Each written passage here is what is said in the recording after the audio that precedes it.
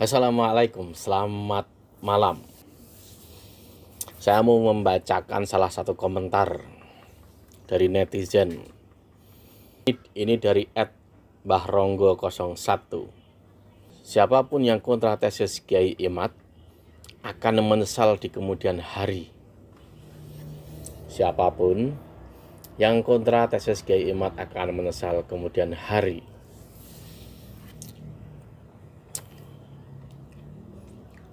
Bisa benar, bisa tidak, tapi lebih banyak benarnya. Momen munculnya tesis Kiai Imad ini tidak ada yang menduga, tidak ada yang mengira, bahkan juga tidak ada yang meramalkan. Fikih peradaban PBNU itu siapa yang menolak? Tentu kalian tahu, cari aja di YouTube. Pihak-pihak mana saja yang mengkritisi bahkan menolak, ya kan, cari saja. Dan saat tesis Kiai Imad ini muncul, memang ada sebagian yang menolak dan sebagian oke. Tapi yang jelas, gerakan perjuangan Kiai Imad, Gus Fuad Pleret, dan lain sebagainya, itu tidak akan bisa berhenti. Akan terus melaju, terus. Sampai kapan? Sampai orang pribumi benar-benar sadar dan tahu bahwa orang pribumi ini loh yang memang harus menjadi tuan rumah. Itu harus. Jadi tesis ini tidak akan berhenti, lajunya tidak akan berhenti, dihadang pun tidak akan bisa. Kecuali bisa menutup YouTube, bisa menutup medsos, bisa menutup internet. Kekuatan lewat internet itu sangat besar. Susah untuk dihadang, kecuali memilih menjadi terbelakang, jadi anti internet. Apakah bisa? Kan nggak bisa. Di eranya Jokowi ini, sebenarnya Jokowi ini 3 periode juga nggak masalah, 4 periode juga nggak masalah. Hanya di era Jokowi ini, semua angkara perselingkuhan, nepotisme, orang-orang berdasi, orang-orang atas itu dibuka. Kita lihat saja siapa yang bisa mendobrak soal jenderal-jenderal di Polri. Saya yakin tidak ada yang bisa. Jika misalkan kasus-kasus jenderal itu di Polri itu terjadi di era bukan Jokowi, tentu akan selesai dengan sendirinya, tidak terbongkar dan lain sebagainya. Ya kan, banyak kasus kan. Itu tanda apa? Kebaikan ini masuk dan mengobrak-abrik sesuatu hal yang bisa dibilang itu terpendam, sesuatu yang buruk, sesuatu yang busuk. KPK, ya kan, bahkan melibatkan banyak anggota KPK, dari bawah sampai atas. Betul nggak?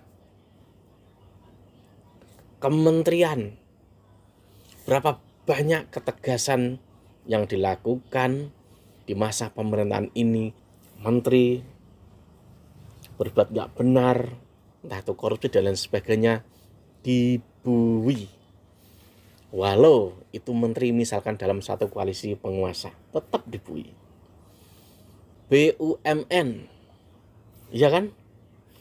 Berarti ini kan gawat. Siapa yang bisa mendobrak masuk ke Pertamina, PLN? Kalau soal PLN ini masih banyak tanda tanya. Dan banyak BUMN sekarang ini bisa dibilang apa? Diawasi oleh satu menteri. Erick Thohir kan menterinya. Sampai sebegitu pentingnya membentuk seperti itu kementerian khusus. Ya karena di BUMN ini uang ini berhamburan banyak, makanya perlu diawasi. Belum lagi KAI. Sekarang kereta tuh bagus sistemnya. Zaman dulu yang namanya kereta itu ya seperti itu. Apalagi di stasiun itu. Wah, hanya di era ini, kalau Anda masuk di stasiun itu lebih baik, lebih bagus, lebih bersih, lebih modern. Kalau pimpinan atasnya itu bisa dibilang korup, nggak mungkin seperti itu. Maksudnya pemimpin penguasanya. Nah itu gitu loh, itu kemajuan. Belum lagi PSSI, walau ditebus dengan banyak nyawa yang sangat memilukan di Malang itu, akhirnya terjadi perombakan besar di PSSI. Mafianya disikat, ya kan? Walau penanganannya masih ada hal apa ya mengganjal, tapi itu paling tidak apa? Menandakan kebusukan, angkara murka dilibas. Ada keinginan di situ gitu loh. Belum lagi MUI, walau ini nggak ada hubungannya dengan pemerintah, walau ini hanya LSM, tapi selama ini MUI itu kan menguasai sistem sertifikasi halal. Akhirnya bisa ditarik ke Kementerian Agama. Baru di era ini juga. Dulu mana bisa?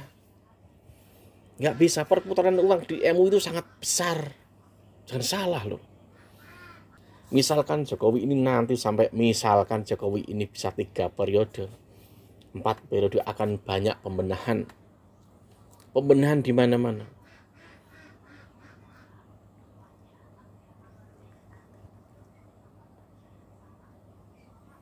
Ada lagi jenderal-jenderal ex Orba.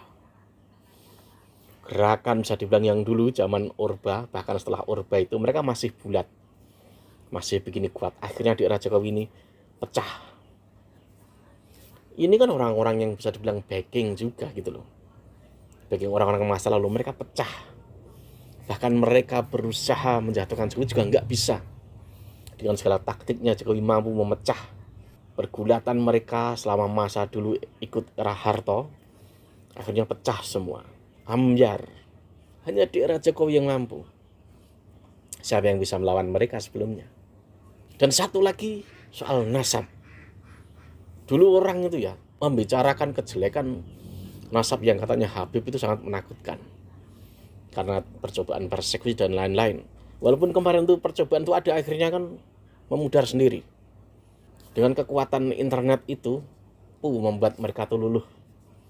Akhirnya sekarang gerakan yang didengungkan oleh Gus Fuad, Kiai Imad dan lain sebagainya, pertalian perjalanan hubungan ini udah meluas kemana-mana loh. Masuk ruang lingkup kampus dan lain sebagainya, masuk ruang lingkup pesantren dan lain sebagainya. Ini udah meluas, jangan salah loh. Perjuangan ini tuh bukan perjuangan bayaran, bukan.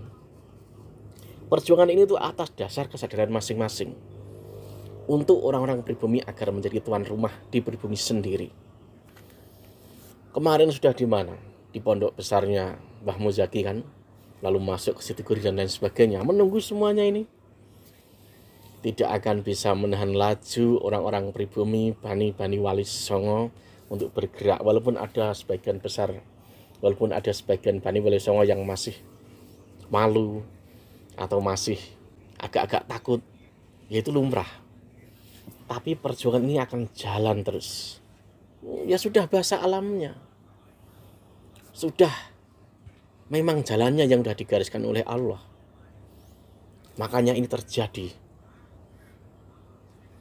Fikih peradaban itu, jika kamu menjadi betul-betul menjadi, harusnya apa? Ibarat pondasi itu harus dibenarin dulu.